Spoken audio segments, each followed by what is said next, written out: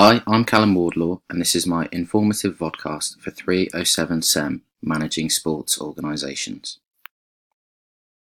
I'm going to discuss Under Armour and how institutional theory can be applied to the management of Under Armour.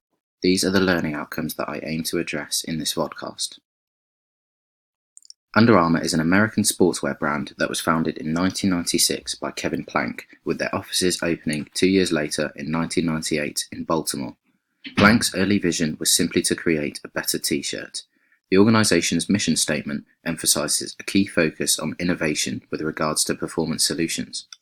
According to Bassin, Under Armour is the third biggest sportswear brand in the world, behind apparel giants Nike and Adidas. This demonstrates the expeditious growth of Under Armour in their relatively short history. Currently, they employ roughly 15,000 employees. The foremost theory that I'm going to delve into is institutional theory. Institutional theory is the concept that businesses and organisations are confronted by demands or logics from varying stakeholders which can prescribe appropriate corporate behaviour from the organisation, according to Bowman Pauly, Scherer and Palazzo. These logics are differing and can be competing. For example, a fan of a football club would be likely to have a differing logic as to what is an important measure of success, as opposed to the finance director of the same football club.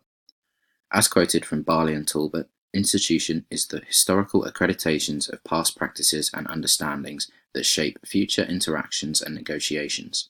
However, logics can be shaped and reshaped by institutional processes and pressure, according to Scott. An additional theory which I will link to institutional theory is organisational change, which is a constant as businesses such as Under Armour are always evolving. According to Kratz and Block, organisations are many things to many people, which defines pluralism aptly. During Under Armour's early years, they focused almost solely on innovation with regards to performance solutions, and this was only aimed at certain sports.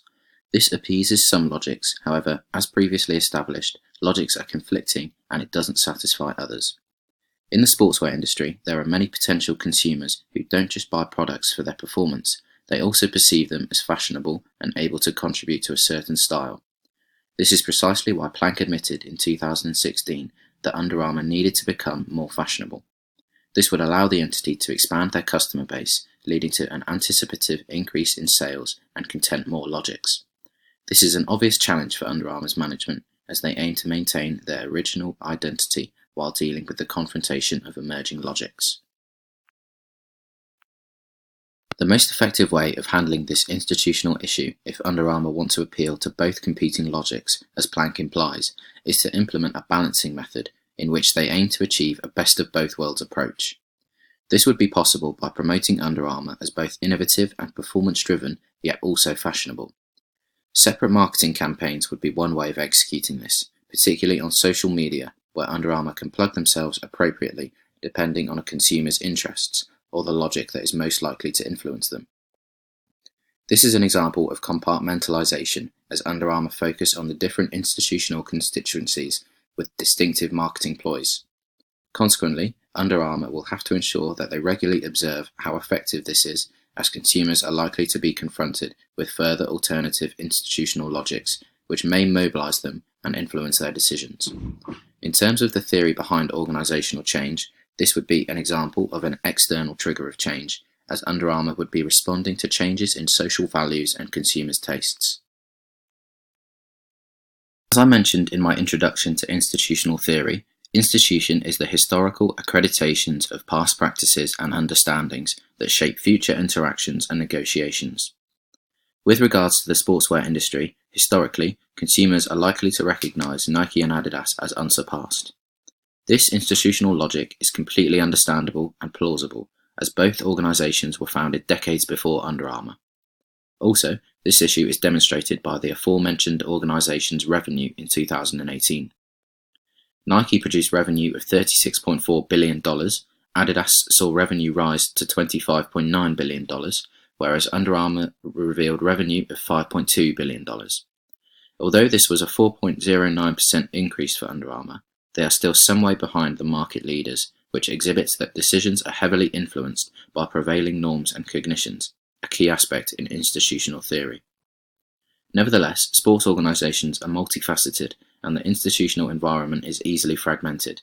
For example, when a new logic enters the institutional complexity, it has the potential to impact these prevailing social choices. A good illustration of this is when Nike's sales fell by 8% in 1999 after a series of boycott Nike movements following the revelation of the treatment of some of Nike's staff in countries like Pakistan and Vietnam. This results in an opportunity for Under Armour to implement their own institutionalization through innovative marketing and, in particular, a quality-orientated product, which will create a durable identity. In fact, this is almost exactly what Under Armour have been working towards since their foundation in 1996, and this strategy is what has enabled them to grow so significantly in a relatively short space of time to become the third biggest sportswear brand and a global entity. An apparent yet convincing recommendation for Under Armour would be to continue their focus on innovation and performance as illustrated in their mission statement, as this will give them the best chance to increase their market share and lessen the gap between themselves and Nike and Adidas. 94% of leaders in sport recognise innovation as either important or very important, according to the 2019 PwC Sports Report, so this should be an effective strategy for Under Armour. However, because Nike and Adidas have gained such large market shares over many years, this recommendation will only produce gradual results, and Under Armour should not lose patience with it and attempt to change their focus out of intolerance without sufficient market research. Attempting a change like this without a clear vision is one of the key mistakes organisations make during organisational change, according to Cotter. Also, they would be at risk of losing the benefits of their previous strategy, which is called improvements evaporation in organisational change theory. According to Bowman-Pauly, Scherer and Palazzo, sports apparel organisations operate in a challenging institutional environment due to intense competition, lack of appropriate legal institutions, heterogeneous cultural norms, stakeholder activism, and media exposure. This makes the institutional environment rather unique and complex, ensuring that it is difficult for organisations like Under Armour to satisfy competing institutional logics as previously discussed. Bowman-Pauly, Scherer and Palazzo examined how Puma, one of Under Armour's key competitors, responded to emerging logics and the effectiveness of their actions. Puma were confronted with criticism from NGOs regarding the working conditions in one of their Mexican factories, the sustainability of their products, and the ethical implications of paying employees a living wage, which often doesn't cover basic needs. Generally, Puma countered these institutional issues by adapting to the NGO's requests. More recently, Under Armour have been threatened by developing logic regarding NFL athletes taking a knee during the national anthem. As an NFL sponsor, Under Armour found themselves in a difficult situation when President Donald Trump criticised the protesting athletes in 2017. Under Armour responded by attempting to appease both parties with a statement which they anticipated would be democratic. However, they were merely criticised further and was accused of standing for nothing. This is an example of Under Armour facing heterogeneous expectations from different stakeholders, and is also an example of them failing to satisfy institutional logics. Additionally, the issue was further exasperated because of Kevin Plank's previous praise of Donald Trump and the White House. In order to negate the impact of these public controversies in the future, I would recommend that Under Armour ensures they place significant focus on their corporate social responsibility. Sports organisations are now fully aware of the need to keep pace with social developments, according to the PwC Sports Report. For example, if Under Armour were to be criticised by an NGO due to the sustainability of their products, it would be in their best interests to adapt appropriately to mollify the condemnation. Although this may not be pleasing to stakeholders who are focused on short-term profitability, it will certainly benefit Under Armour by ensuring they are seen by consumers as socially responsible, which could be important in reducing the vast gap between themselves and Nike and Adidas. Enabling positive CSR strategies may result in changes to structures and procedures for Under Armour, as it did for Puma. Theoretically, these changes would be labelled as either adaptation or evolution, depending on the extent of the change. This is because the changes are likely to be incremental when considering what occurred at Puma and assuming that Under Armour would implement similar processes.